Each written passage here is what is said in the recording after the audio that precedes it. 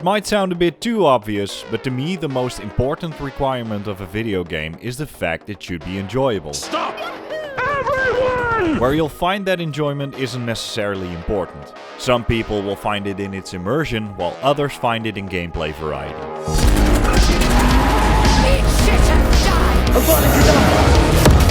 The reason I'm saying it though is because enjoyment isn't by any means the word that comes to mind when talking about conflict, global disasters or war. Which is why I personally think that depicting real-life events, or to be more specific, real-life conflicts, might be one of the hardest challenges in the video game industry. Sure, there's more than enough gameplay possibilities within any aspect of human history, and if the early 2000s showed us anything, it is that even the largest conflict the world has ever seen can be adapted into an amazingly entertaining FPS. But within the bombastic nature of a video game, it can be quite easy to forget that these are conflicts in which millions of people have lost their lives, even more had to live with the consequences, and the remnants of them can still be seen to this day. So what do you do as a developer? Make an incredibly entertaining game depicting horrible events and risk making something that potentially disrespects or even disregards the suffering of millions of people? Or do you try to make it as historically accurate as possible but risk making a game that isn't entertaining in the slightest? This constant balancing act between the two is what has been tried many times throughout the past decade, with some succeeding while others fail miserably. And in 2016, DICE set it upon themselves to re-enter the careful balancing act of depicting real-life conflict. Where their most famous franchise saw its beginning with their depiction of the all-out warfare of the Second World War, most people will agree that in its prime, Battlefield mastered the large-scale combat of modern warfare, having huge successes with games like Bad Company 2 and Battlefield 3. But in 2015, their latest release, Battlefield Hardline, took things a bit too much into a new direction. And despite this cops vs robbers focused shooter being an interesting new take on the Battlefield formula, it was not the thing that the Battlefield fans were hoping for. The most logical choice would be to return to a fictional modern conflict with all-out warfare and an insane amount of gameplay variety, but they instead opted to go for something new again. Luckily their gamble paid off, and from the very moment people first laid their eyes on this newly introduced First World War shooter, Battlefield 1 would become one of DICE's biggest success stories.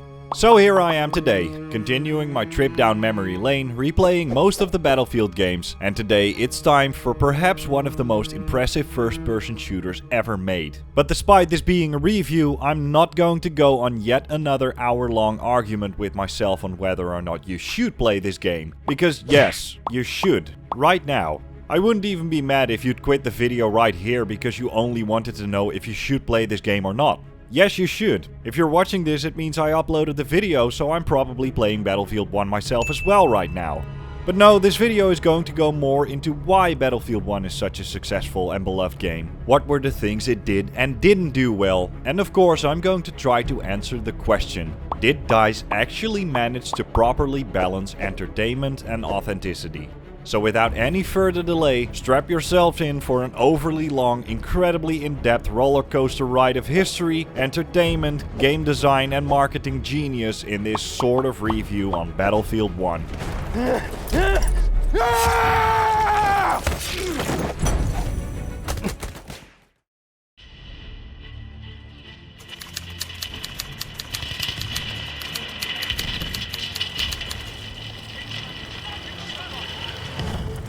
Choosing the First World War as a backdrop was a unique choice not just for Battlefield developer DICE, but for the video game industry as a whole. Whereas the Second World War has been depicted for almost as long as video games themselves have been around, especially with its massive spike in popularity in the 2000s, around 2015 the First World War games that were worth noting could be counted on two hands. Heavily stylized and story-driven in Valiant Hearts, more realistic but on an indie budget in Verdun, real-time strategy in Supremacy 1914, or just completely alternate history like in Iron Storm or Codename Eagle. This would be the first time the setting would be attempted by a well-known, well-proven developer on a AAA budget, let alone being a massive all-out warfare online multiplayer game. But it wouldn't be a surefire success, and an immediate green light from the higher-ups at Electronic Arts wasn't guaranteed by any means. In fact, EA's executive responsible for overseeing DICE during this period, Patrick Sutherland, thought that a World War I setting for a fast-paced and bombastic shooter like Battlefield wouldn't be fun to play at all. As ridiculous as that may sound in hindsight, as well as that it may trigger many of us gamers to point our pitchforks and torches in the publisher's direction yet again, it kinda makes sense for Sutherland to have his doubts. The most popular and highest selling Battlefield titles were those with a modern military setting. The last time the franchise steered away from the proven path, it unfortunately flopped both critically and commercially. And no matter how much times we yell franchise fatigue, the roughly 25 million units that Call of Duty Black Ops 3 with its sci-fi setting shipped, on top of the popularity of other futuristic shooters, both established and newcomers, made it so that the industry quite literally rather wanted to look to the future instead of the past. But the team at DICE were persistent, with lead designer Daniel Berlin even saying that this felt like a passion project, and many of the people working there were dreaming of making a World War I shooter for years at that point. Quote, "This is what we want to do." With a short demo made by DICE's senior producer Alexander Grundle, Sutherland was finally convinced that this was the right way to go, and so full-scale production started on the newest Battlefield title. As Grundle told himself in a 2016 interview, he took a lot of inspiration from books and documentaries, most notably Charles Messenger's World War I in Color and the French documentary Apocalypse World War I, but as one of its most important sources, he notes some of the more gruesome aspects of this conflict as they're narrated in a podcast called Hardcore History. In this podcast subseries Blueprints for Armageddon, narrator Dan Carlin talks about the horrors of war with excruciating detail, something that, quite ironically, according to Grundle, actually isn't the main focus in Battlefield 1. There's horrors here that we don't necessarily want to dive too deep into, so we've picked out some of the youthfulness and the adventurous and the hopefulness of this, and captured more of that spirit in the game. Daniel Berlin would say about this in the earlier mentioned interview, "For us, gameplay is king. We need to make sure the vehicles and weapons are fun to use. With the variety of stuff that's available, we can push and keep the pace you see in previous Battlefield games." The reason why I think both of these quotes are important is because it says a lot about the core of Battlefield 1's design philosophy. This is a Battlefield game first, a World War I game second. Quite a disappointment for some people, but I still think it's great that the developers went out of their way to make sure everyone knew before launch this wouldn't be a realistic or historically accurate depiction of the conflict, but rather what it would look like within the boundaries of a Battlefield title. And nowhere did they manage to show that better than on May 6, 2016.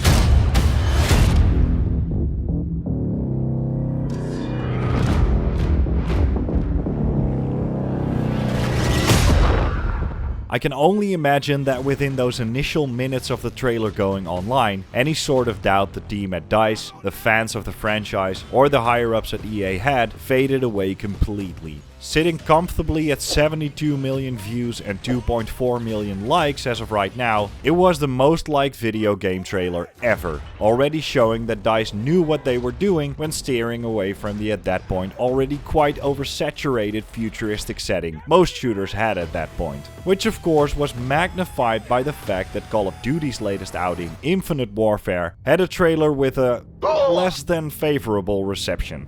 With the massive positive outcry surrounding Battlefield 1's reveal trailer, and the exact opposite happening for Infinite Warfare, it became as clear as day that people weren't just liking and disliking these videos because of what they showed, but maybe even more because of what they represented. Two massive video game franchises backed by the most profitable publishers in the industry, yet one of them was doing something completely new and innovative, with a setting never seen before on this scale, and graphics so gorgeous it puts the CGI in many of the newer Marvel movies to shame. While the other was going to do roughly the same thing for the fourth time in the span of 4 years, while its fanbase was begging them to try something new.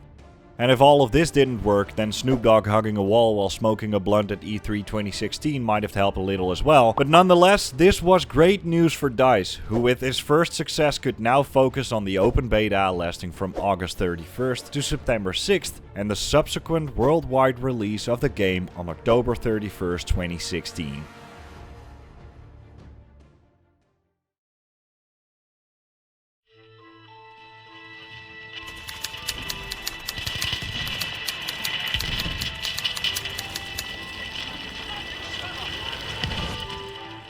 Let's talk Call of Duty real quick. It's easy to forget the humble beginnings of this massive FPS, since many of us probably know it mostly for their Modern Warfare and Black Ops sub-series. But before all that, the franchise booked its first successes with their World War II shooters, garnering most of their critical acclaim from the fact that these games depicted the events of the conflict through the eyes of several main characters. Both gameplay-wise and visually, this creates a lot of variety to keep the player engaged, but probably more importantly, it emphasizes the scale of this conflict. Fighting through France with just one squad band of brother style might make the story more focused and personal, but to fully convey how massive this conflict actually was, it is more effective to fight through the streets of Stalingrad alongside the Red Army in one mission, while defeating Rommel with a 7th Armored Division in North Africa in the next. Which is why I personally think DICE made the right choice to tell the stories of the First World War in a similar way.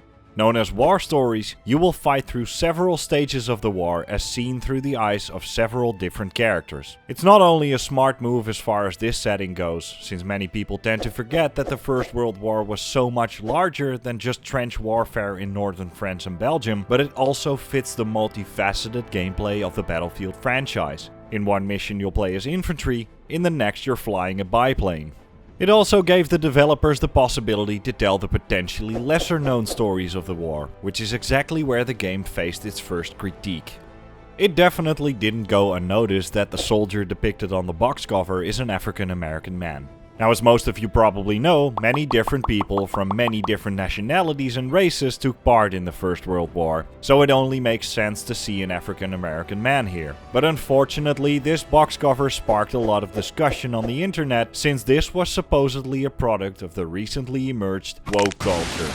I want to be clear here and say that I personally think it was great that DICE set out to tell the lesser known stories of the war, and this box cover represents that perfectly. And wanting to make your game more inclusive isn't a bad thing at all if you ask me. Yet many people disagreed with the amount of representation minorities got in this game, set of course in a time period where cultural and racial segregation was so widespread that the armies depicted in the game were mostly made up of Caucasian men.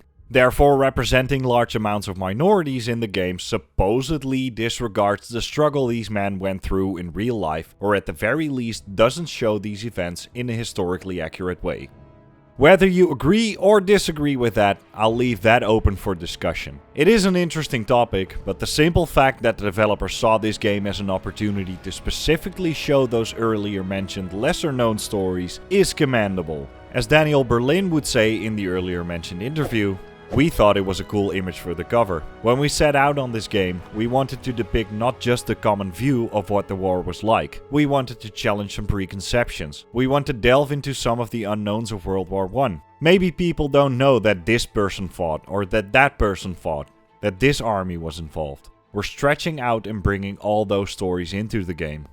Now, I might be rambling on about the historical nature and the discussion surrounding that a bit too long, but in my opinion it's such an important part of understanding this game's design philosophy, the way history is depicted in games, and especially how the earlier mentioned woke culture had and still has such a tight grip on the video game industry. Which is why I also want to talk about those two dreaded words that make many a self-imposed YouTube historian write 4-hour-long angry video essays about games like Battlefield 1. Historical accuracy. It yet again ties in with the balancing act I've been talking about in the intro to this video. In my opinion, it's incredibly cool to see a high level of historical accuracy in video games. It not only gives the player a good visual representation of what these events actually look like, but it also shows a certain amount of research the developers did on the subject, as well as a sort of appreciation they have for the material they're depicting. On top of that, it can bring a lot of educational benefits to a video game, which I personally think can be very important. It's exactly why I have a playlist on this channel dedicated to showing the educational purposes of video games. But video games, just like movies or TV series, are forms of entertainment first and foremost. And it's very understandable why certain aspects of history are altered in order to make things more enjoyable to watch or play. Especially in the multiplayer portion of a game, I personally feel that historical accuracy is a welcome addition, but definitely not a necessity. But for the single player, Well, yes, it should still be an entertaining experience as well, and no, it doesn't have to be completely historically accurate, but in my opinion, the developer should at the very least treat the source material with the respect it deserves. Whether you do that by means of showing events as historically accurate as possible, shipping the game with some sort of way to read up on the actual history, or by making a story that doesn't shy away from the atrocities that took place during certain time periods. All are valid ways to give people an entertaining experience while still making sure that they realize actual people had to live through those horrible conflicts. And for your daily dose of historical nitpicks, just watch the Frosty one.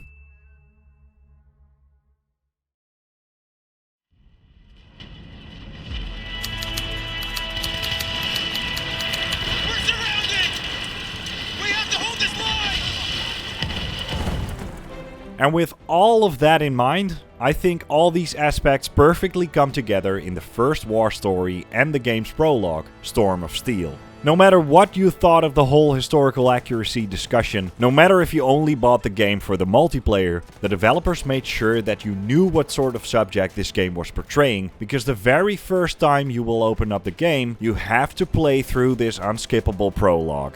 Storm of Steel portrays the battle fought between the Imperial German Army and the Allied forces, or to be more specific in this case, the 369th Infantry Regiment, better known under their nickname, the Harlem Hellfighters. A group of soldiers mostly made up of African American men during the 1918 Meuse-Argonne offensive. As part of the 100-day offensive, the series of offensives would eventually lead up to the November 11th armistice that ended the war.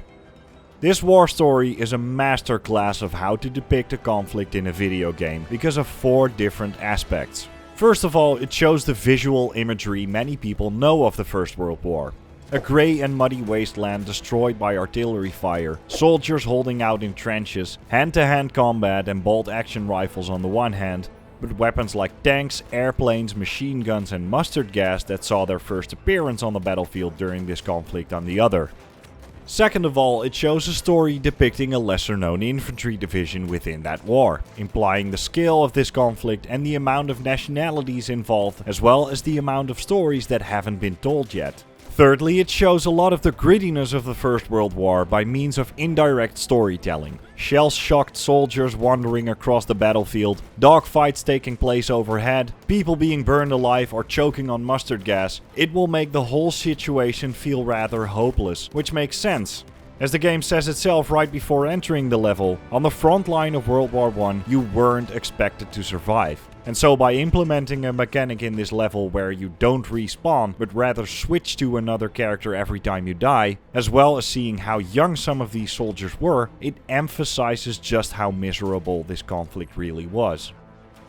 And lastly, it also shows that you're just a small cog in the very big machine that would come to be known as Combined Arms. Battlefield games show all aspects of warfare, and the developers even mention themselves that to them, World War I is seen as the dawn of all-out warfare, one of the main design pillars of this franchise. And so by switching between different soldiers each time you die, you also switch between different branches of the army, basically showing all the different sorts of gameplay Battlefield has to offer in the time span of roughly 15 minutes. And while you experience all these aspects in a relatively short time span, meanwhile hearing the narrator comment on the nature of war, the feeling starts to sink in that what you're doing doesn't actually lead up to any groundbreaking victory or something of the sorts. Instead of adventure, we found fear. And in war, the only true equalizer is death. Many offenses in the First World War are characterized by the fact that mere days after a battle, conquered ground would already be taken back. It's exactly why the armies dug in, trenches formed, and a no man's land slowly developed between the two. Same goes for the eventual conclusion of this war story, where after yet another massive artillery barrage, you come face to face with a German soldier. Surrounded by the casualties both sides suffered, neither side has actually progressed, but an unspeakable amount of human life was lost yet again. Recognizing the futility of their situation, both soldiers lower their weapon, which beautifully visualizes the fact that despite being on opposite sides of the conflict, many men around the end of the war were just tired of the fighting. Not one side being overly evil while the other is portrayed as morally just, simply two men exhausted and scarred by the things they've seen and done. Storm of Steel is the shortest war story and in many ways the least personal one, since you don't focus on a set amount of characters, but it is by far the one that leaves the most lasting impression. The war itself is the main character in this story, and it portrays the hopelessness and grittiness of the conflict in detail, while also giving you a small taste of what's to come gameplay wise.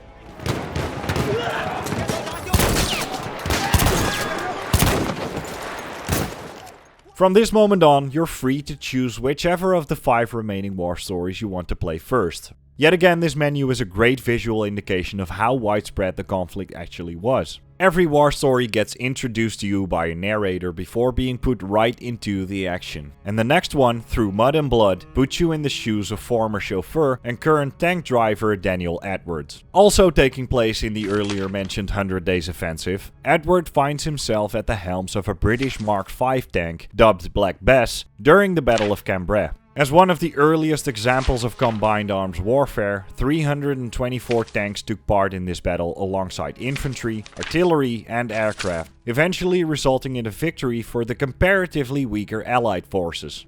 This is probably the war story in which you feel the most attached to the characters, which makes sense because the crew of these incredibly impressive but equally impractical vehicles were forced to work together under horrible conditions. Its slow movement speed, limited visibility for the commander, constant mechanical failures and lack of a separate compartment for the engine, meaning the crew suffered from heat, noise output and could very easily succumb to carbon monoxide poisoning, made it one of the most challenging tasks of the war before even driving onto the battlefield. And in varying degrees, all of these aspects are represented in the game.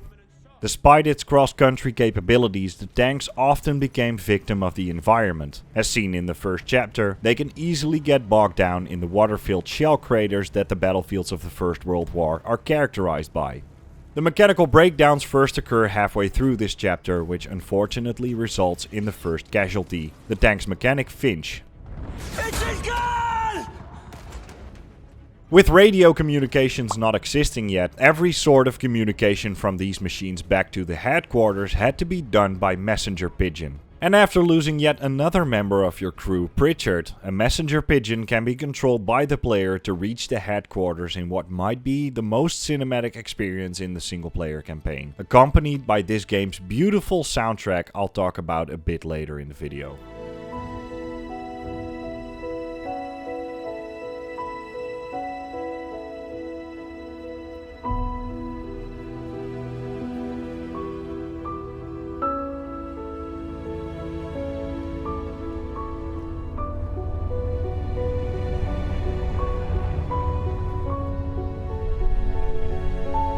At the start of the second chapter, a heavy fog makes it impossible for the tank's commander Townsend to see where to go, and so Edwards is tasked to act as a forward scout to guide the tank. Gameplay changes from you driving the tank to you stealthily clearing the way for it.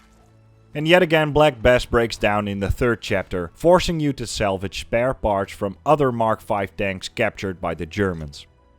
Eventually, right before reaching Cambrai, Black Bess and its crew find themselves facing heavy resistance near a train station, but they do manage to defend themselves successfully. In the closing cutscene, Townsend is seen sacrificing himself, destroying Black Bess in the process, and Edwards and McManus, the two only remaining survivors, proceed to walk towards Cambrai. In the next war story, Friends in High Places, we see the American pilot and gambler Clyde Blackburn use his deceitful skills in order to steal a plane and enter the British Army. In contrast to the other war stories, this one isn't a real-life battle or event with some creative liberties thrown in here and there, but instead it's completely fictional, something that's even hinted at towards the end. Yet it is still showing one of the most important newly introduced aspects of this conflict: aviation. World War I was the first major conflict in which aircraft were used on a large scale, which is insane when you realize that the first successful motorized flight ever was achieved only 11 years earlier.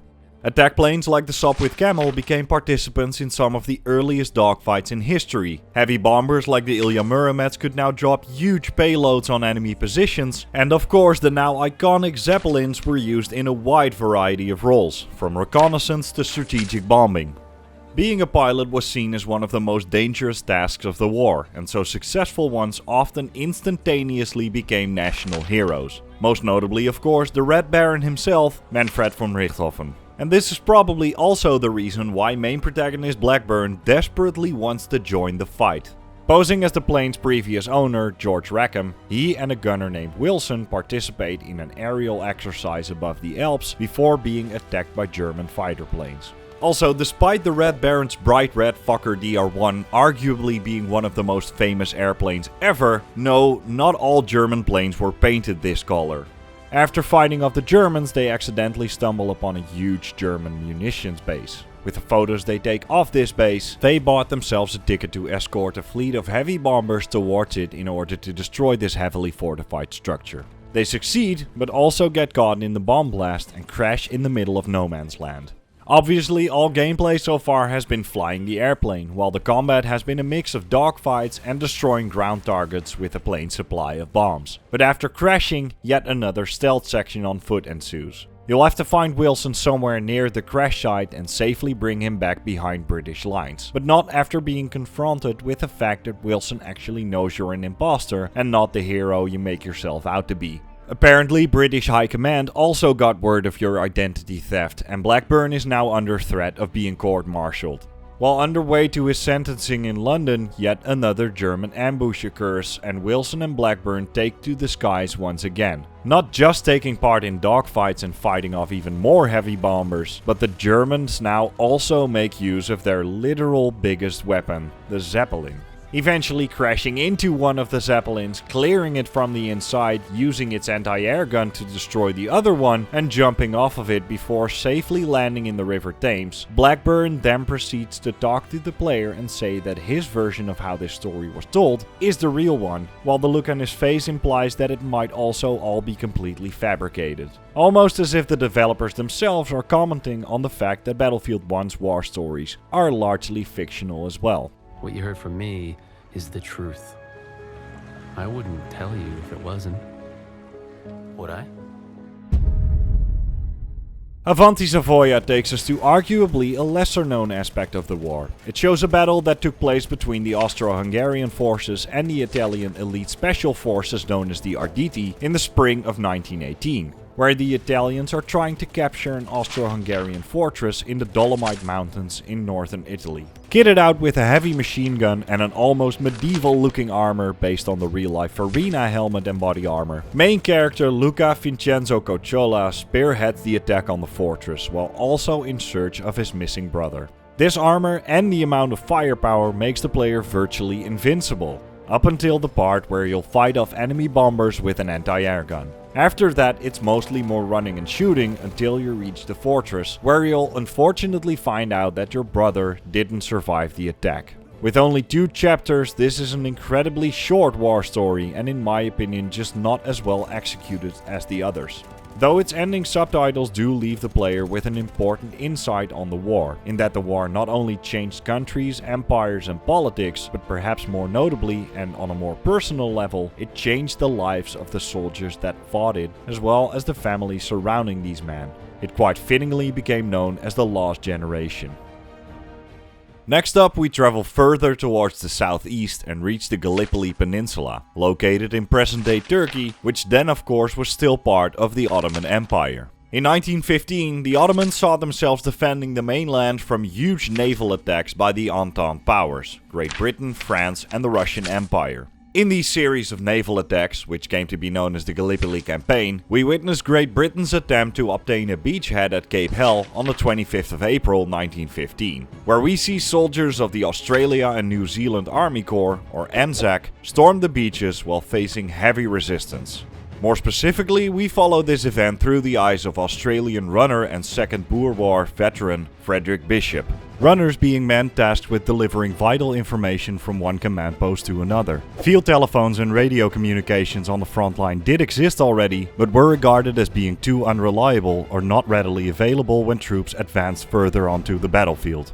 Bishop is also tasked with taking new recruit Jack Foster under his wing. Being a veteran himself, he's reluctant to take Foster with him, who clearly lied about his age when enlisting for the army, and feels like Foster is simply here because of his naivety and a certain amount of glorification of the war, instead of realizing the danger he's in. And that danger becomes more notable when Bishop storms the beaches, secures an enemy position, and then realizes Foster didn't obey his command of staying away from the combat. Angry at first, he shows Foster the true brutality of war, but eventually coming around and encouraging Foster that they're going to be alright. I'm gonna die. No, you're not. You're Australian. We're impossible to kill. Acting on your messenger duties, you run across command posts in order to relay information, but soon realize the British posts are bound to be overrun, and so your objective changes into holding out and falling back where possible. When a full-scale retreat is imminent, the British intend to cover the withdrawal with artillery fire, but Bishop realizes this would result in a number of friendly casualties, including Foster. So he rushes towards the soon-to-be overrun position and tells them to retreat. In order to cover this retreat, Bishop single-handedly storms towards a nearby fortress where he unfortunately gets mortally wounded, though a signal flare implies the successful retreat of Foster and the other men.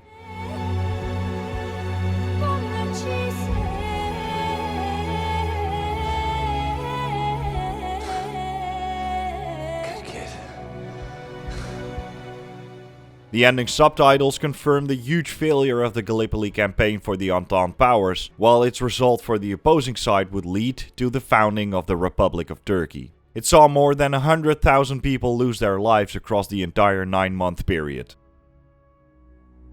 The final war story, Nothing is Written, takes place on the Arabian Peninsula in the spring of 1918, where the Ottomans invaded and occupied the area inhabited by Hashemite-led Arabs known as the Hijaz, a series of events which would come to be known as the Arab Revolts. You play as Zara Gufran, one of the rebels fighting against the Ottomans, who herself originates from a nomadic Arab tribe called the Bedouin. You also fight alongside famous British intelligence officer Thomas Edward Lawrence, who because of his involvement in the Arab revolts and his subsequent writings about his experiences there, would become known as Lawrence of Arabia. Most notable in this war story is the fact that the battle between the Ottomans and the Bedouin rebels is portrayed as guerrilla warfare. Hugely outnumbered in all of her encounters, Zara has to stealthily maneuver in between objectives, using the environment to her advantage, and preferably use silenced or melee weapons to defeat the Ottomans, who themselves are portrayed by being well equipped with the latest inventions in warfare. All culminating in a final showdown between the Bedouin rebels and a huge armored train. In its closing minutes, Zara decides to help Lawrence strike new targets along the Suez Canal, and the closing subtitles state that because of the lack of autonomy Arabs got in the region after the Ottomans lost, conflict still continues in the region well into the modern day.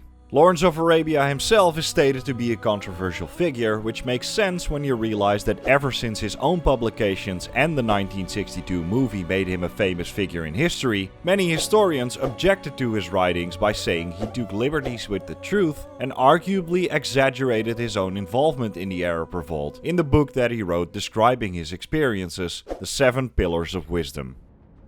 And so those are the war stories in Battlefield 1. Many positive things can be said about these standalone single-player stories. First and foremost, I think that DICE succeeded in their goal to depict the lesser-known stories of the war. Sure, seeing the Mark V tanks roam across barren wastelands and running through German-occupied trenches is an image we might already know from this conflict, but they're simply additions to stories like those of the Harlem Hellfighters, Bedouin Rebels, and the Italian Arditi, who I personally was introduced to by playing this game. No, these are not historically accurate portrayals of how these events went down more than 100 years ago, but if Battlefield 1's war stories at the very least function as an accessible way to educate people on the First World War, which in itself means the memory of this important part of history stays alive, then DICE did an amazing job.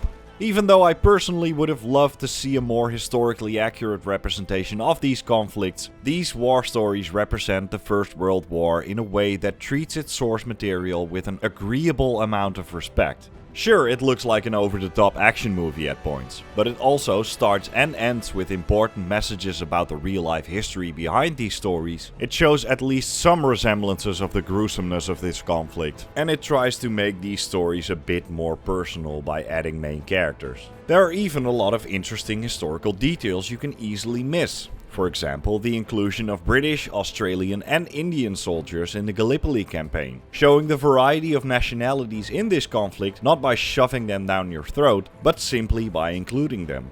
As far as storytelling goes, it somewhat misses the mark, since 5 to 6 hours of gameplay spread across 6 different stories doesn't help to make you feel connected to any of these characters. Let alone that you just know that basically all of them are fictional. The stories are riddled with plot holes, and some of them feature battles that have never even taken place. How did Foster run up the beaches without already seeing the carnage firsthand? How does Black Bess remain fully functional despite half of the crew dying? Where did the Ottomans get a Russian armored train? And why would the game start on such a strong note by showing the moral ambiguity of war in Storm of Steel, only to then do the exact opposite and portray the Ottomans as completely evil in Nothing Is Written? And yes, of course, I'm being nitpicky here, but first of all, these are the things that make the difference between a good story and a great one. And this is basically just what happens when developers decide to make a historical game, when lots of fans of those games will really appreciate authenticity. This is also where I want to point out one of Battlefield 1's biggest missed opportunities, in the single player at least: the absence of the horrors of war. We've already discussed why the developers didn't want to focus on this aspect of the war, and the reasons they give are completely understandable from a gameplay perspective, and especially for the multiplayer aspect of the game, which we're gonna talk about later. Battlefield games are, in their core, more focused on the warfare aspect rather than the more emotional aspect of war. But Battlefield 1's war stories finally created the opportunity to portray this conflict in a more personal way. And let's all just be completely clear here. War is absolutely terrible, and World War I might be the worst example. Not only of how excruciatingly horrible a war can get, but also of how incredibly senseless it can be. So here is this video game about a conflict which caused the death of 40 million people, weapons that were outright banned afterwards because of the amounts of unnecessary suffering they caused. Basically none of the countries involved benefiting from the war, all the excruciating physical and psychological trauma the surviving soldiers had to live with. Yet within the core of Battlefield 1's design philosophy, we find words like adventurous, hopeful, and fun. The excruciating reality of World War I is front and center in basically every movie you'll find about the conflict. And this is exactly the same thing I talked about in my The Last of Us video, and how that game uses gore as a storytelling tool to portray the awfulness of a situation. It's also why Call of Duty World at War is sometimes remembered more as a horror game rather than just a historical shooter. Don't get me wrong, this doesn't make Battlefield 1's war stories bad, and there's a good reason why I called it a missed opportunity instead of a flaw. That's because with Battlefield 1, DICE had the opportunity to make an insane visual masterpiece that opened the door to make a brutally honest depiction of the war, not just focusing on the combat, but also the fear the soldiers were living in, the horrible living conditions in the trenches, disease, shell shock, hunger, gore, just the entire picture of World War I. Instead, all of these aspects are only portrayed on a surface level, or not portrayed at all. But let's stay with the positives just a little longer. All of Battlefield 1's strong points in these war stories are of course amplified by DICE's immaculate sound design and attention to detail, which has been improved over previous entries yet again.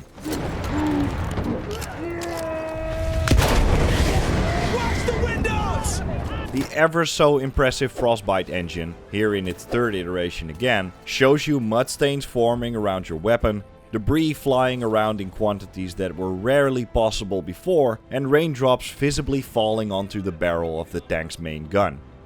Animation-wise, the game takes up a step as well, with you now visibly stepping into vehicles, reloading stationary cannons, and of course those insanely gruesome bayonet charges. With melee weapons getting a more prominent role in Battlefield 1, it only makes sense that the animations around these weapons get an upgrade too. Meanwhile, this action is backed by the masterfully crafted soundtrack composed by Patrick Andren and Johan Söderqvist, alternating between string instruments, foghorn-like sounds and eerily long tones that will definitely give you a feeling of unease.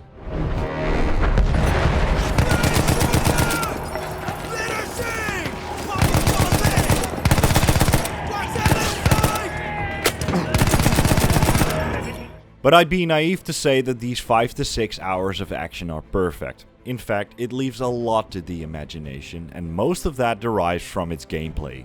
Battlefield 1 looks insanely good, but the immersion these sorts of graphics provide has to be supplemented with believable AI, interesting objectives, and jaw-dropping set pieces, and unfortunately, it just doesn't. Take for example Through Mud and Blood. You shoot your way through no man's land with the tank, destroy some field guns, and overtake an objective. In the first chapter alone, you have to do that 4 times while the enemy AI doesn't flank, charge or defend. No, they walk across the field in a very scripted looking straight line right over to the place where their coding tells them to go. No matter if you are there, no matter if your equally brain dead friendly AI is there, no matter if other enemy AI is shooting a field gun at that exact position all of the time. You would have expected them to behave as real soldiers that are suddenly face to face with a massive driving steel bunker and half of the British infantry, but instead they walk straight into the barrel of your main gun and your objective becomes nothing more than just seeing an enemy, shooting an enemy, aim, fire, point, click. Like its predecessors, Battlefield 1 suddenly just turns into a very pretty shooting gallery. There was a certain point in the game where I started to feel like enemies came from a direction I just cleared, almost as if new enemies spawned behind me every time I looked away. Turns out, that's exactly what happens. Well, to be fair, not always, because at a certain point the game just won't even care anymore if you're looking or not. That's 2! Keep at them, boys!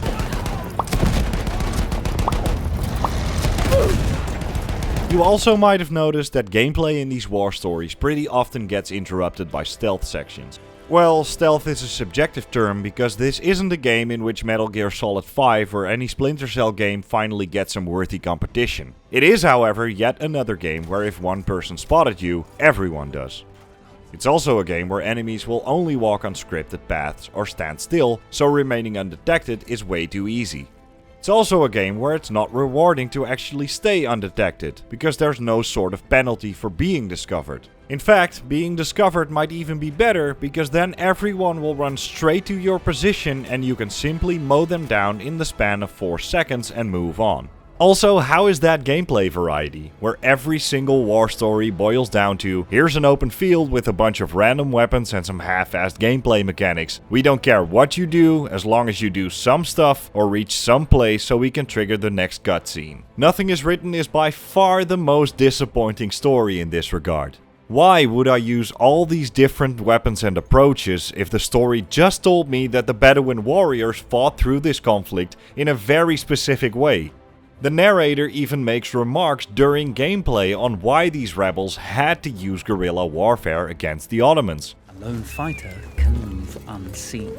And in reality, it's very likely that these warriors didn't have any knowledge of how to use these new instruments of war. But this is a video game, so... Our enemy could field a wide range of expensive mechanized weapons. We learned to acquire a little of his own at a much reduced cost. Game developers might think that this open-ended, quote-unquote, sandbox approach to gameplay makes it more fun for someone to play through these sections simply because everyone can use their own preferred playstyle. And it can be, but only if the enemies pose a serious threat. The playable area is very well designed, you'd have a bunch of fun or interesting objectives, and all of these different playstyles are implemented so well that each of them has their own advantages and disadvantages. But in Battlefield 1, you take control over the heaviest object you can find and just point click, point click, point click.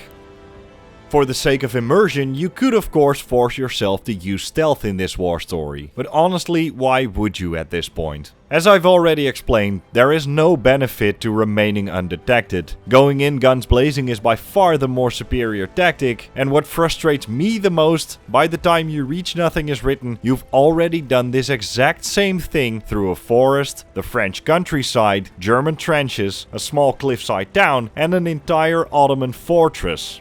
I'd want to say that the more linear moments in this single player are better. And yes, that is true up to a certain degree, but it still leaves a lot to the imagination. Take for instance the runner. Keep in mind that storming Gallipoli's beaches was one of the bloodiest encounters of the war. But in Battlefield 1,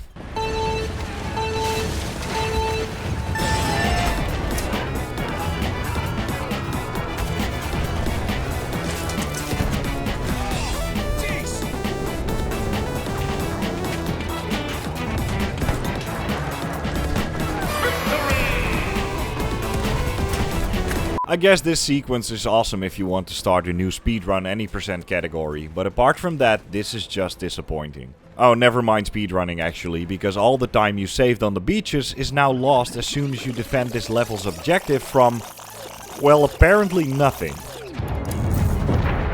You might think that all of this is so laughably easy because that's the difficulty I'm playing on. But no, this is on hard mode. In reality, they should have called hard mode easy and easy mode... You're joking, right? Because hard mode isn't difficult, it's just slightly more annoying. Of course the enemies do more damage, but since they never advance past certain scripted boundaries, you can just hop into cover, wait for your health to replenish or to repair your tank, and casually stroll back into combat. Or you know, avoid combat altogether by staying hidden. That is, if you actually manage to stay hidden, which you probably won't because enemies are alerted to your presence more quickly. All normal weapons without a silencer are rendered useless since sound will always alert everyone. All silenced weapons are rendered useless because one or even sometimes two headshots don't kill the enemies anymore.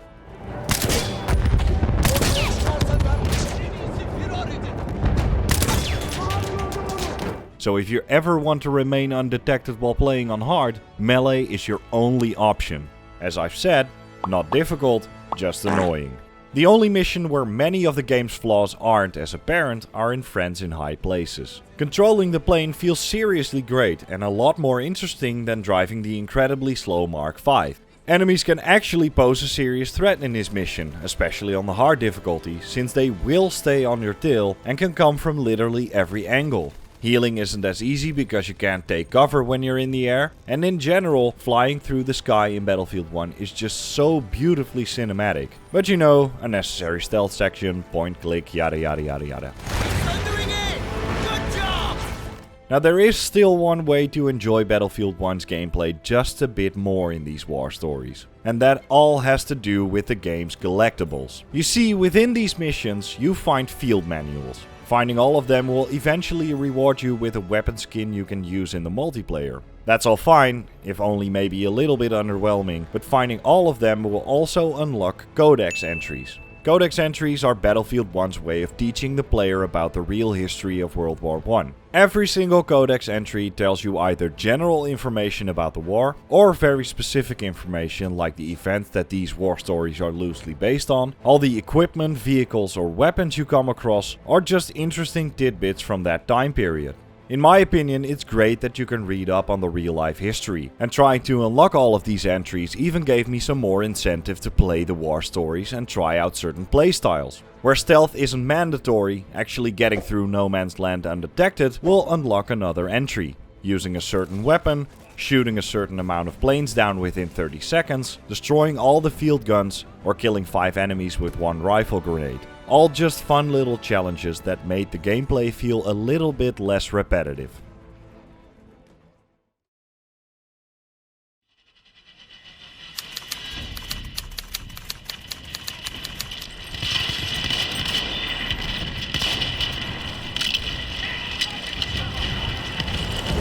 We have taken objective. And so we finally reached the reason why many people even play Battlefield, the multiplayer. Free of any of my nitpicking whether this did or did not happen in real life, but instead completely focused around having fun and blasting each other to bits with 100-year-old murder machines. Just like in my previous Battlefield videos, I'll try and decide if Battlefield 1's multiplayer is a worthy addition by seeing if it checks off the 3 main pillars of the franchise's multiplayer aspect: all-out warfare, team play and fun.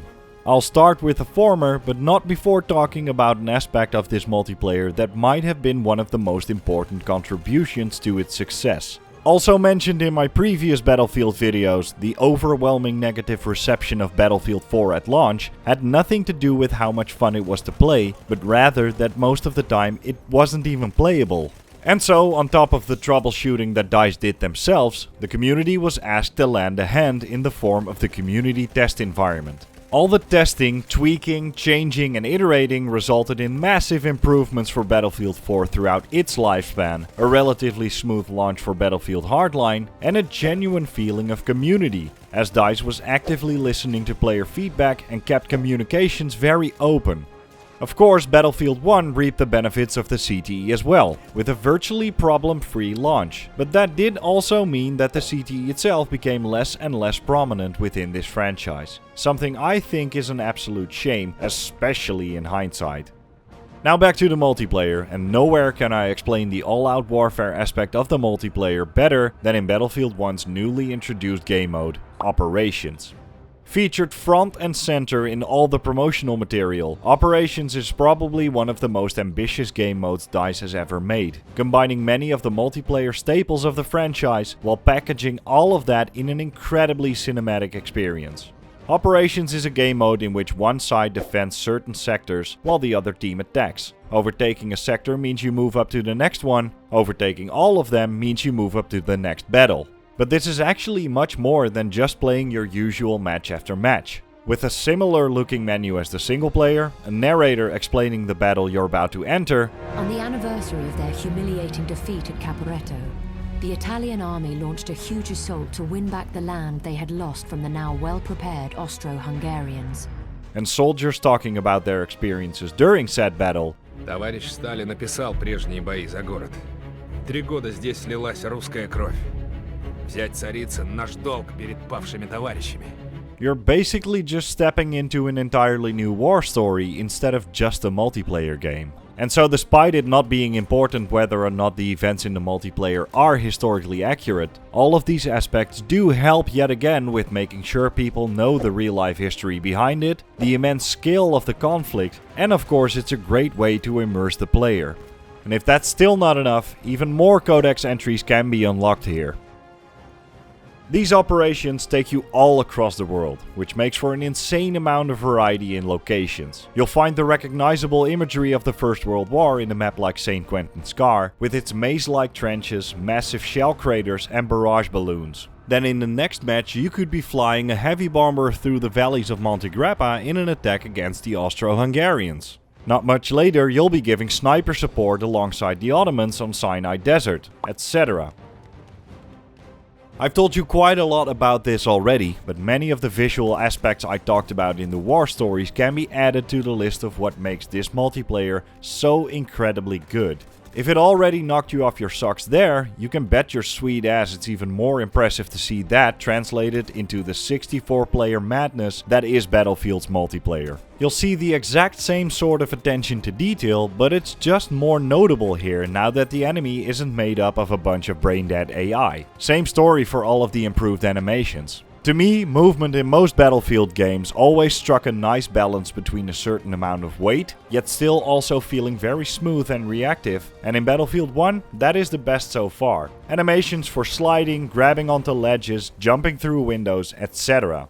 And of course the improvements don't stop there. Characters, weapons and vehicles are all photoreal. Snipers actually close one eye when aiming. All the insanely detailed weapon reloads I'll talk a bit more about later. But most impressively, it's destruction and weather. Battlefield 1's destruction strikes a very nice middle ground between something like Bad Company 2 and Battlefield 4. Complete chaos like in the former, with amounts of destruction rarely seen on this scale, yet a bit more scripted and situational like in the latter, so that the core layout of a map stays intact.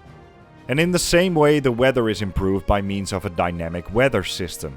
Weather conditions can change at any moment during a match, which means that halfway through a game, a dense fog can come rolling in or rain starts falling. Apart from the fact that it makes the maps look different, it actually impacts both the environment and the player. The more windy it gets, the faster windmills will start spinning. Snowstorms will make it more difficult to see and hear your enemy. And please, for the love of God, don't step into an airplane in foggy weather. Both destruction and the weather make the earlier mentioned dirt forming on weapons and vehicles even more impressive, since they will get dirty by explosions and flying mud, yet rainstorms and water can wash all that dirt right off. And finally, as far as improvements go, no, I won't shut up about this game's impeccable sound design and soundtrack. Soldiers yelling at the top of their lungs when bayonet charging or running away when in the proximity of a grenade.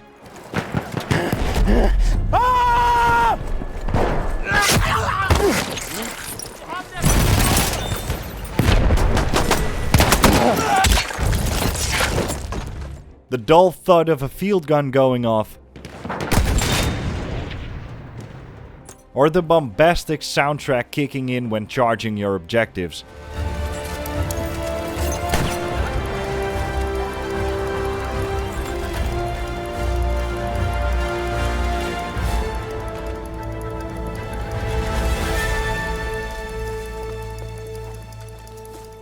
It all ties back in with how this is probably the most cinematic multiplayer experience ever. Hell, it even makes it incredibly enjoyable to just go into spectator mode and watch the chaos unfold. And I highly recommend you to at least once play the game with your entire HUD turned off. An integral part of Battlefield's gameplay is its class system, but where all previous games I've talked about feature 4 classes, Battlefield 1 actually features 12, starting off with the 4 we're familiar with, known in this game as the infantry-based classes: Assault, Medic, Support and Scout. Largely the same as always, though slightly altered to better fit the First World War setting. For example, assault rifles and DMRs, the main 2 weapon categories for the assault class in Battlefield 4, didn't exist yet.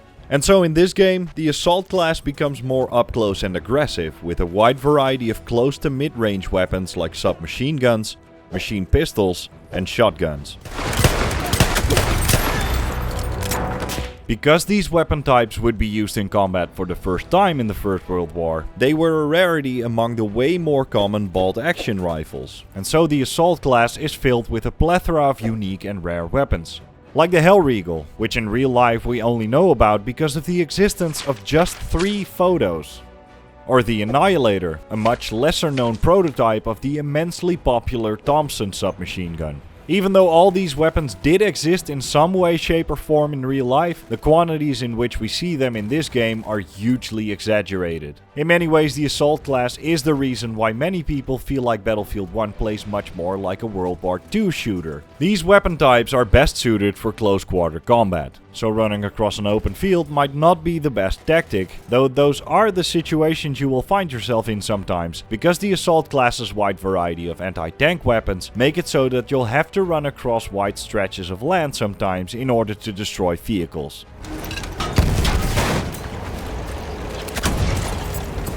Next up is the Medic class, which speaks for itself, though the keen-eyed viewer might have realized that the Medic is a separate class again, instead of previous games where Assault and Medic were combined in order to make place for the Engineer.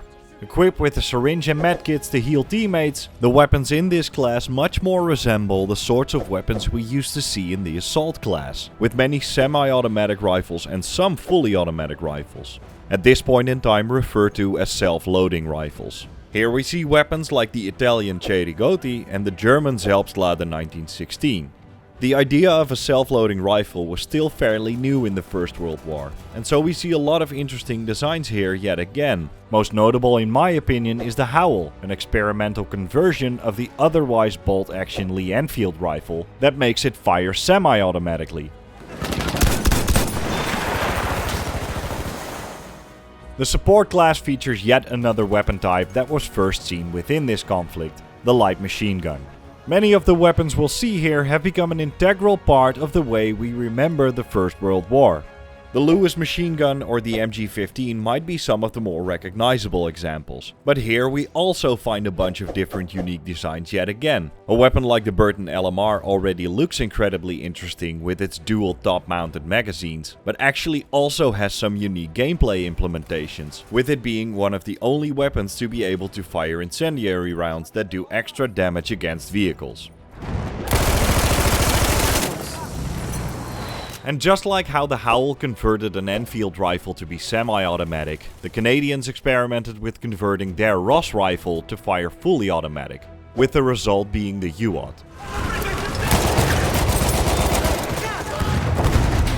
The support class can use these weapons very effectively when being used as a suppressive tool or to defend objectives, but because of its weight and therefore less optimal accuracy and maneuverability, it is a bigger challenge when used in an offensive role. This class can help their teammates with ammo crates and pouches, or use explosives like a mortar and a crossbow that fires grenades. Finally, the Scout class has all the lever action and bolt action rifles, like the legendary Gewehr 98 or the ridiculously powerful Martini Henry. By using either a flare gun or a periscope, Scouts can spot targets for the rest of the team, while the player itself can pick off targets from insane ranges. Worth noting is the addition of a new mechanic specifically for these sorts of long-range weapons, known as the sweet spot. In comparison to any other weapon with a normal damage drop-off, all sniper rifles will first increase their damage to 100 at a certain range, only to then drop off normally. It might sound a bit weird, but it's incredibly satisfying as soon as you know how to use it. All classes can choose from a decent amount of sidearms, mostly made up of pistols and revolvers, with some unique exceptions. With probably the most unique one being the Obrez pistol, basically just a Mosin Nagant rifle stripped down to its bare necessities, making it the only bolt action pistol in the game.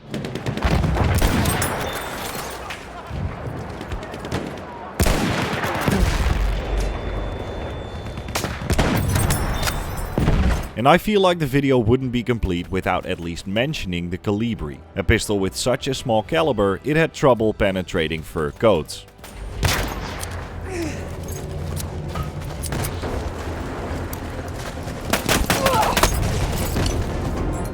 With a bigger focus on hand-to-hand combat in Battlefield 1, there's a wide variety of melee weapons to choose from as well. Roughly separated into 3 different categories: knives, clubs and bladed/special weapons. The melee weapons each have their own unique statistics for the first time in the series, with knives being faster to use but less lethal, clubs doing more damage while also being useful to destroy objects more easily, and bladed and special weapons doing the most damage but being slower in general. It is very cool to see more use for melee weapons in this game, though I do think it's kind of weird and disappointing. Some of these weapons can only be unlocked through puzzle pieces, which you can only get from Battlefield 1's version of randomized loot boxes, the Battle Packs.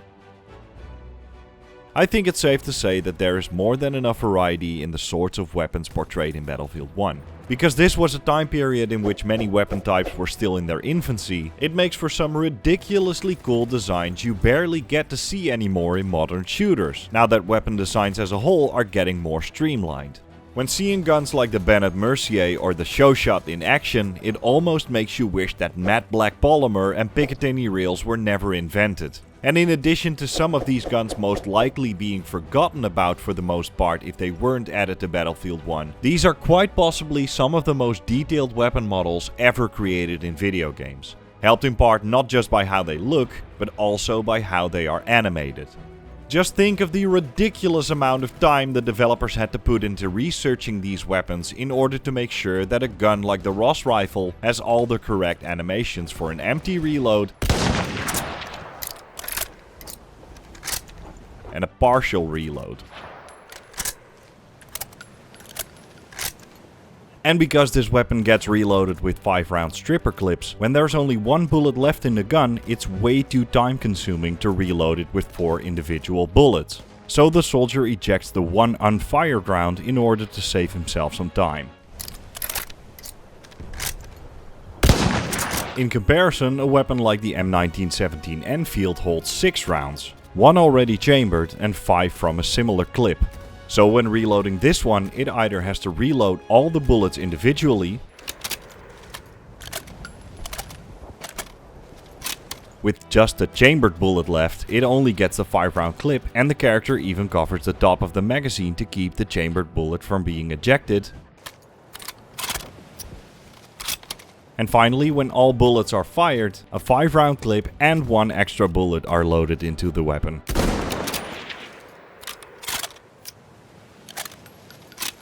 Same amount of detail can be found for something like the Nagant revolver, with all of its reloads. Or how the Perino, with its unique stack of 20 round strip magazines, needs to be reloaded differently than any other weapon.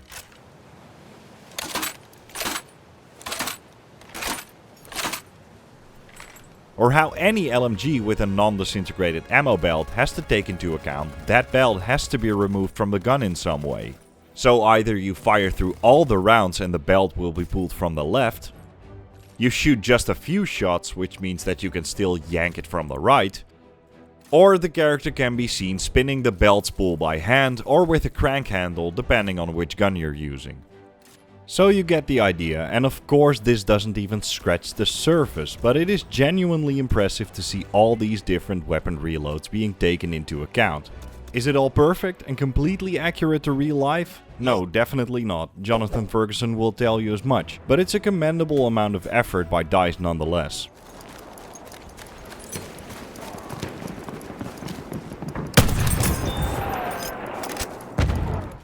Though as I've said, these weren't all the classes yet. The developers decided to treat vehicles as a separate thing in this game, and so when spawning in a land vehicle, the player will take role of the tanker class. Equipped with just a carbine or machine pistol and a repair tool, this class is meant as a way to balance the often overpowered nature of the vehicles in Battlefield games. As soon as a vehicle is destroyed, the player will now not emerge from the vehicle as a fully equipped soldier, but instead one more akin to an actual crew member. Same goes for the pilot class, which is armed with the same sort of equipment. Different equipment can be found in the final vehicle-based class, the cavalry class. New to the franchise, the player can spawn into battle on a horse, equipped with extra armor, a cavalry rifle and either a sword or a lance. The cavalry class is incredibly effective against infantry, and the horses are surprisingly sturdy. Vehicle combat in this game has a lot of similarities, but also a lot of differences to previous games. A skilled player can be incredibly effective in these vehicles and can definitely also be a pain in the ass for the other team. With a wide variety of anti-vehicle weapons in Battlefield 1, I don't think they can be as overpowered as in other games, but since these huge maps also have a lot of open ground, it can be a challenge for the infantry to engage. All vehicles have a very unique playstyle, both in comparison to each other, but also to many of the modern vehicles we've seen in other games. Many of the tanks around this time didn't have a rotating turret yet, and so in order to be most effective, a tank has to have a full crew. Same goes for a heavy bomber, which can easily be picked off by the much faster and more maneuverable fighter planes if the bomber's machine guns aren't manned. So if a squad works together properly while all inside of a vehicle, it's a genuine challenge to destroy one of these. That is, if you can actually find one of the main vehicles to hop into. Maybe it's just me, but I feel like vehicles just aren't as readily available as in previous games. Where I could easily find a tank or an armored vehicle in one of Battlefield 4's starting areas, Battlefield 1's restriction of only hopping into certain vehicles from the menu makes it feel like every single vehicle is always already taken. There are many different ways in which the player can unlock both weapons and vehicle additions. First up, every class has its own specific leveling system. This isn't the most effective way to get weapons, since you basically only get weapons on the first few levels and on level 10, even though there are 50 levels to each class in total. Much more effective is to quote-unquote buy new things with war bonds. Obtained by leveling up in general, you can now use them to get any of the weapons or vehicle improvements in any order you want to. I think it's a great system that garners to both player freedom and rewarding the player for leveling up. The weapon variety, even for the base game, was already quite decent, and every class has weapons with great and unique designs, an interesting history, and or specific gameplay benefits.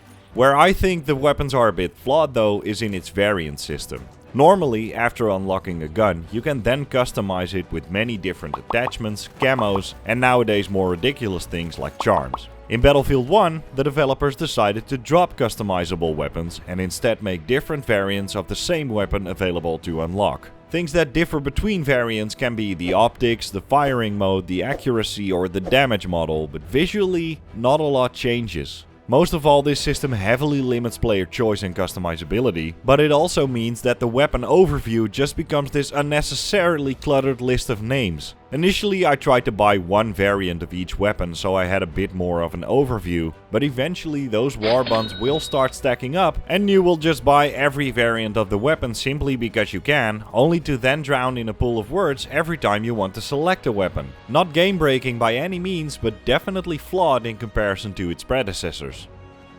Visual customization in the form of weapon skins and player camos is also limited. Where Battlefield Hardline had one of the most in-depth character and weapon customizations of the entire franchise, Battlefield 1 opted to not have any customization for the character models and only certain weapon skins which you can only get through the earlier mentioned battle packs. The weapon skins aren't bad, and I'm actually okay with the characters not being customizable, because they make up for that with how detailed they are, how many factions there are in the game, and how all of them speak their actual native language instead of just English with a funny accent. Quello è un medico, giusto? Attention, médecin! And don't get me wrong, I thank the lords above that the customization isn't as over the top and immersion breaking as some of the ridiculous things we see nowadays, but the amount of variety is incredibly lackluster. Therefore opening a battle pack isn't rewarding at all, even though getting one takes a relatively long time.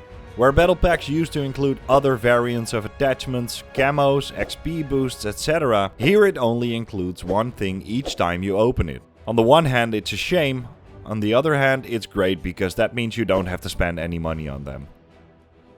The vehicle additions, however, I think are implemented better than the weapon variants. Kind of hidden away in the in-game menu, you can change the intended purpose of your chosen vehicle, changing main and secondary guns, its traversal speed, or the amount of seats it holds. But just like with the weapons, vehicle camos aren't anything to write home about either, and are also only obtainable in battle packs. What is worth noting is the addition of what can be seen as an entirely new vehicle class. Or as many will call it in a more negative sense, a Levolution-like gimmick that works great as promotional material, but sucks as a gameplay feature.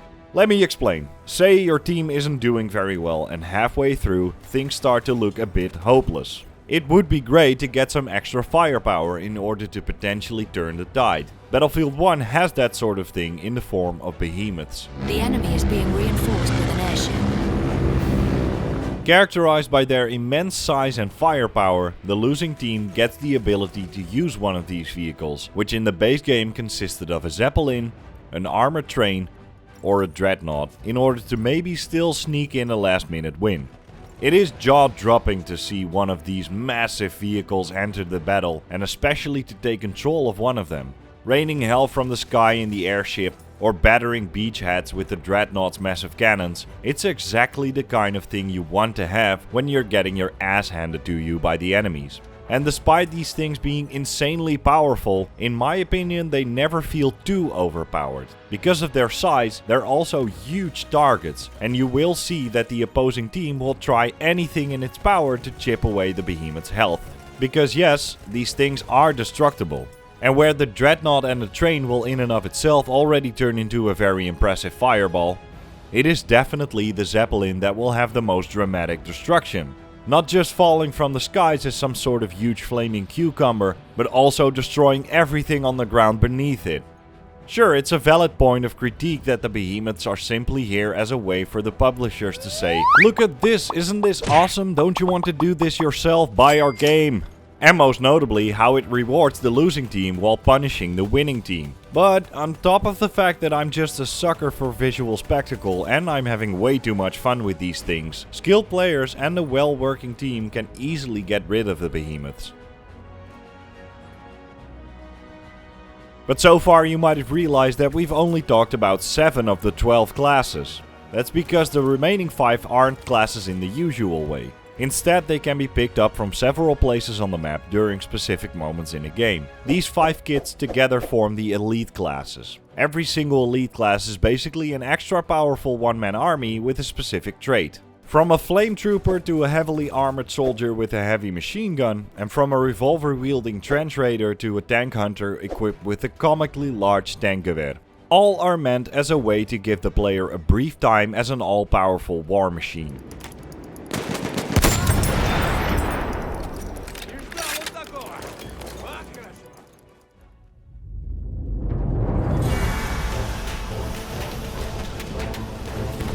Battlefield 1's maps cater to many different gameplay mechanics and playstyles, and as you might have realized after all the things we've discussed so far, that is kind of a necessity in a Battlefield game.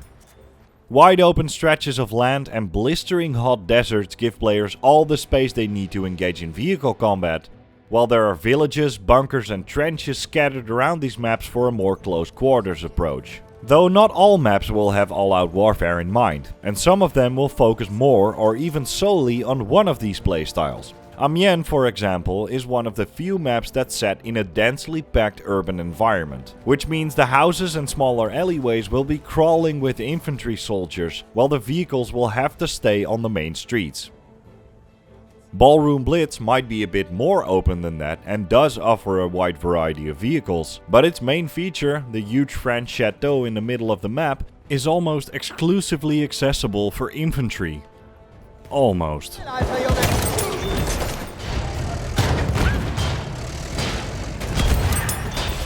Argonne Forest even seems to be built solely around infantry, with a complete lack of vehicles, except for the train in the middle of course. With so many different environments in Battlefield 1's maps, not a single one looks or plays exactly like another. Their immense size makes it so that they are perfectly suited for the bombastic all-out warfare of operations. And it makes the fan-favorite Conquest mode equally enjoyable and intense. But does this also apply to the other game modes? Well, Rush has never really regained the popularity it once had in Bad Company 2 and Battlefield 3, but I was pleasantly surprised to see this game mode being a lot more prominent in BF1, at least in my experience. The sector-to-sector gameplay of operations perfectly lends itself to Rush as well, so it's not that surprising to see this game mode working fairly decent on some of these maps.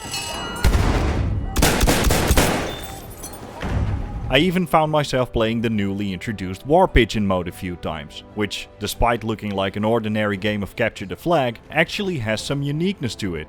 Instead of just taking the pigeon and returning it to your base, you have to hold on to it for a certain amount of time and then even defend it when it flies out with your message. Then lastly, at least for the base game, there are Team Deathmatch and Domination.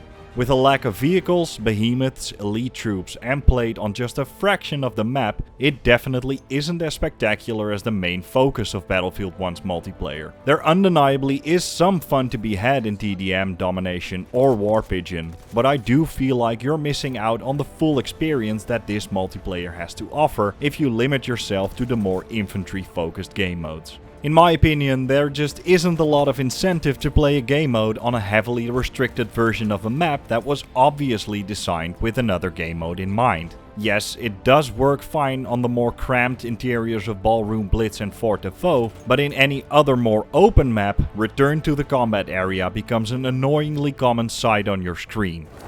Return to the combat area.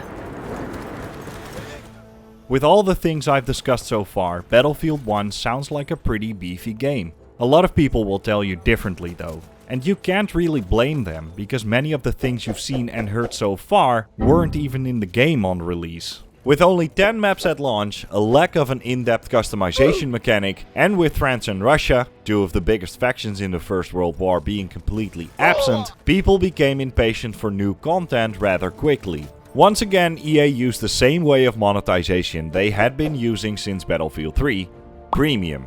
Giving you access to all future content for the game for the incredibly divisive price of €40 on top of the base game. I've talked about this system with more depth in previous videos, but to keep it short, yes, it sucks that you have to pay $100 for just one game, and this system of getting DLC in packages instead of a live service model makes it so that the entire player base will be divided based on who does and who doesn't have access to certain packs.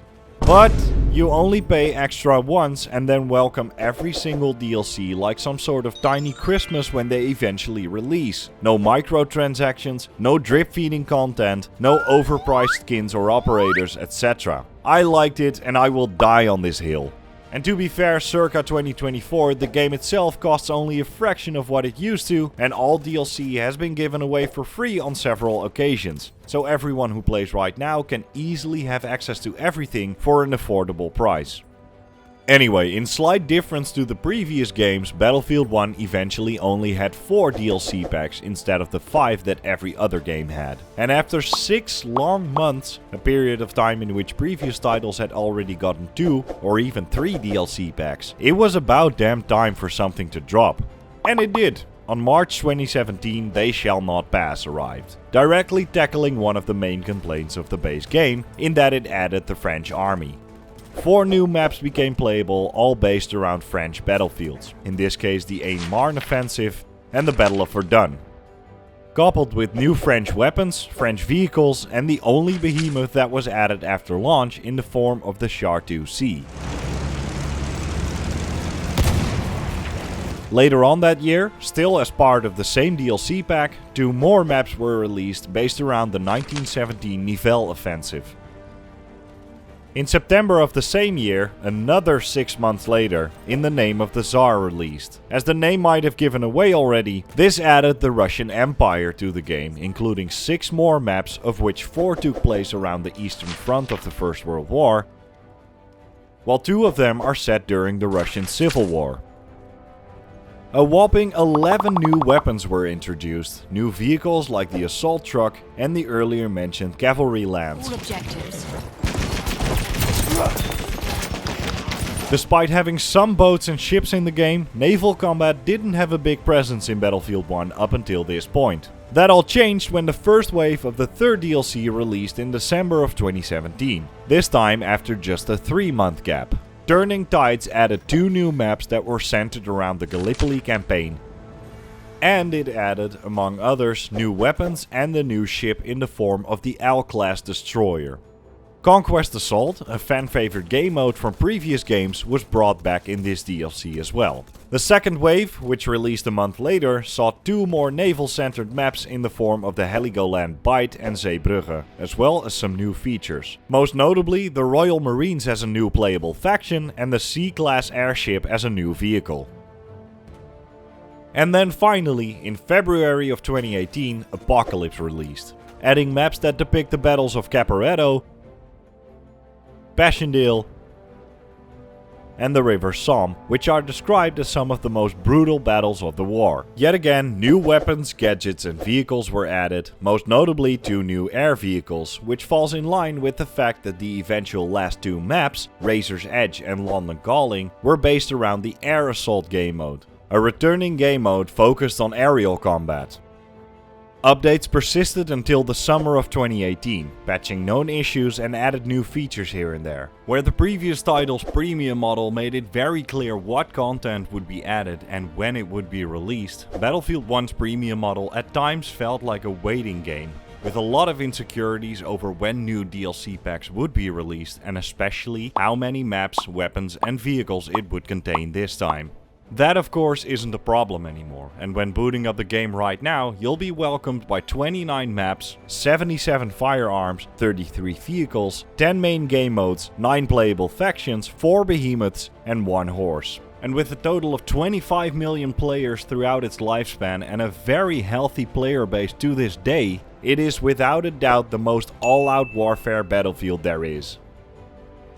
And so with many multiplayer aspects already out of the way, it becomes rather easy to explain the team play aspect. I'm not going to explain this aspect in detail since I already did that in some of my previous Battlefield reviews. I do recommend you watching those ones as well, but I can tell you how Battlefield 1 iterates on the team play aspects of those previous titles. The squad system, various ways in which players can communicate with each other and additional points for completing team or squad based objectives are pretty much part of Battlefield's DNA at this point. But it still comes down to how you use those things that make the difference between winning or losing.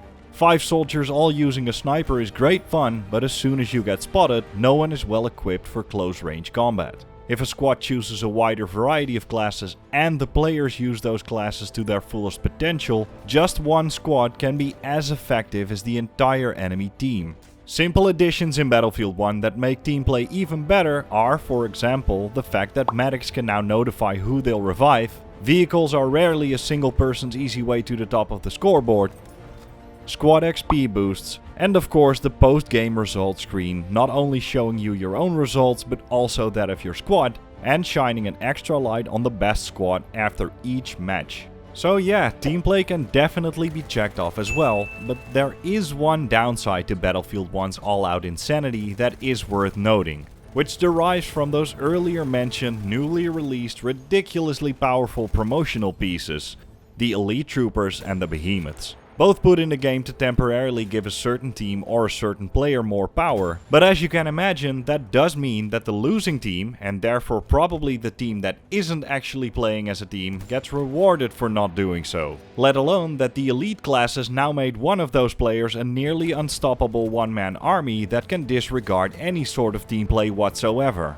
In that way, it's very understandable that many of the Battlefield veterans felt like this game was catering more towards a casual audience, and punished people who actually took the time to learn the quirks of the game inside and out. That sucks, and I get it. If I wanted elite classes in my video game, I'd play Star Wars Battlefront. Though I do think that, despite these gameplay mechanics probably being there more for the newer players, a long-time Battlefield player can still easily have the upper hand. These are the guys that know the loopholes of the game and know which tactic is useful in which situation. And no matter how you look at it, both Elite Troopers and Behemoths have some pretty glaring weak spots that can easily be exploited by a well-working team. But on the other hand, there have been so many instances where it weren't the new people that ruined the fun, but instead it were those exact people that know how to exploit the game. And most of that derives from one of Battlefield 1's biggest problems: explosive overkill. On the surface, not that much has changed when looking into Battlefield 1's explosives. There's still a wide variety of grenades that all basically have the same purpose, though I feel like they can be used in a wider variety of ways, since they deal more damage to vehicles and stationaries now. Smoke, incendiary and the newly introduced gas grenades also each have their own unique and useful purposes. But the problem is not in their quality, it's in the quantity. 64 players widely spread over some of the biggest maps in Battlefield history, that's all fine. But all of those people throwing everything into one corridor, and you're starting to see the problem here. The enemy controls all objectives. Not to mention dynamite, anti-tank grenades, grenade rifles, rocket guns, mines, limpet charges, mortars, coastal guns, and of course all the vehicles that can either shoot, launch or drop explosives. Where many first-person shooters have found a way to counter at least some of these explosives, the only thing you can do in Battlefield 1 is run for your life, duck and cover, or put on a gas mask, which quite ironically limits your vision even more. But unfortunately you're still not out of trouble, and somewhere outside of those choke points you'll probably be mowed down by the ridiculously high fire rate of an Annihilator, the large ammo count of an SMG-08, the laser beam accuracy of the UAT, or the massive one-shot kill potential of the Martini Henry. And of course, worst of all, hackers. So many hackers. Though I wasn't recording when encountering most of them, I can guarantee you that every time you boot up the game you will encounter at least one person infinitely firing an MG-08 from the other side of the map and ending the game within 5 minutes with a 200 to 0 KD. I really don't know why people still think cheating is fun, let alone why you would do it in an 8-year-old game, but do keep it in mind because it is one of the main reasons why it could potentially ruin your fun. It could, but it probably won't. With so many things to do and see, with so many players all at once, it's almost impossible to not have fun in this game. Battlefield 1 isn't an accurate depiction of the First World War, but it's basically a huge sandbox filled with all the weapons, equipment and vehicles that were actually around, experimented with, or simply remain to be extremely rare one-off prototypes. All at your disposal to do the most ridiculous things. Accidentally reverse your tank into a horse, get a roadkill with an airplane, get into the most brain-dead 1v1 you can imagine.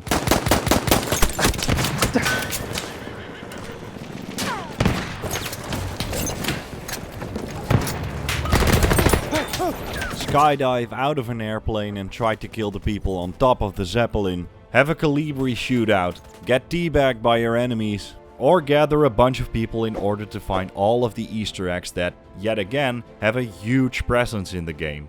Both literally, figuratively, heavily overdone, and insanely convoluted.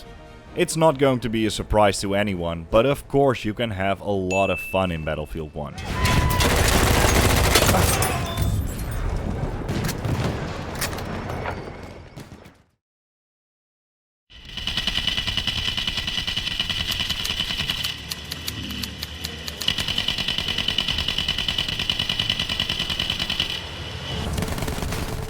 You might have realized by the length of this video how much there is to talk about in Battlefield 1. From the weapons to the vehicles, from the historical setting to the cinematic gameplay moments, and from the immense scale to the tiniest of details. All of it is incredibly vital to making this a worthy Battlefield game in which all-out warfare, team play and fun are definitely present. Its single player tried an approach not yet done in this franchise. It succeeded in showing the immense size of this conflict, many of the factions involved, and a lot of the visual imagery that this worldwide conflict is known for, as well as giving the lesser known stories of the war some much needed time in the spotlight. Many people were hoping for a historically accurate depiction of the First World War, in which this horrible event was shown in a gritty and authentic way. That didn't really happen though. What we got instead was a collection of loose stories that tried their very hardest to depict these events in a respectable way, but also taking a lot of liberties with the truth, choosing entertainment over authenticity, having gameplay that doesn't add to the authentic experience but rather holds it back, and not giving these stories enough breathing room in order to tell a compelling story where you create a connection with the characters involved. In that case, there's a lot of missed opportunity in these war stories, and in many ways the game tries to do too many things at once for too many audiences, even the ones that probably don't even want to play the game in the first place. When going back to the careful balancing act I've talked about in the intro to the video, we can now easily confirm that Battlefield 1 is more fiction than fact, and so leans more towards the entertainment side of the scale. Luckily, it manages to balance out somewhat by immortalizing some of the heroes that fought during the war, constantly reminding the player what is depicted here, giving players the means to educate themselves on the subject, and most of all, by creating an incredibly entertaining game, the developers at DICE renewed interest in the conflict itself. In that same way, the multiplayer is obviously the absolute show stealer of the game, and arguably of the entire franchise. Entertainment is center stage here, with a lot of focus on the exact things that make people enjoy Battlefield games so much. Pretty much everything has been improved over previous titles. Graphically, it looks so good that the argument can be made even its successors didn't reach this kind of fidelity. Gameplay wise, it has a similar amount of freedom, yet it still feels much more unique because of its setting and the weapons, vehicles and maps that come with that. Everything that the player base missed at launch was added with DLC, which means that right now the game is as complete as many people want it to be. It is still one of the most impressive multiplayer FPSs on the market, and that is confirmed by the fact that in many instances the game mirrored or even surpassed its successors in player count. Despite support for the game stopping in November of last year, it doesn't stop this game's ongoing popularity, and it has become the benchmark of what many people within the community would love to see for this franchise. And no, the multiplayer isn't here to educate you on the conflict, but the fact that the real world history is still in the game if you want to read up on it, as well as that it is so well implemented in its most impressive game mode, is one of the most commendable things this game does. But the biggest reason why I talk about it with this much depth in this video is that because Battlefield 1, despite being the 10th game in a franchise which at that point had been around for 14 years, still managed to innovate, still managed to surprise, still managed to be bigger and bolder, still found a setting it hadn't tried out before, still made an experience that garnered praise from both longtime fans, newer players and critics, didn't become overly dependent on microtransactions in a time period where all the competition did, but most of all, it was just an absolute joy to play.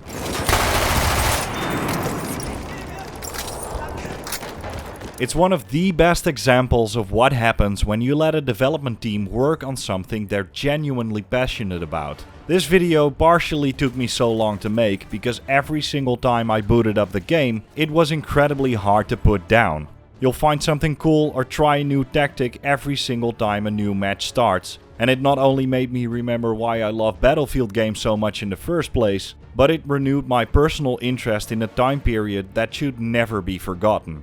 Nostalgia is a huge part of why Battlefield 4 has been my favorite game in the franchise for the last 11 years, but after these last few months, I can no longer deny that Battlefield 1 has surpassed it in my experience. Thanks for watching.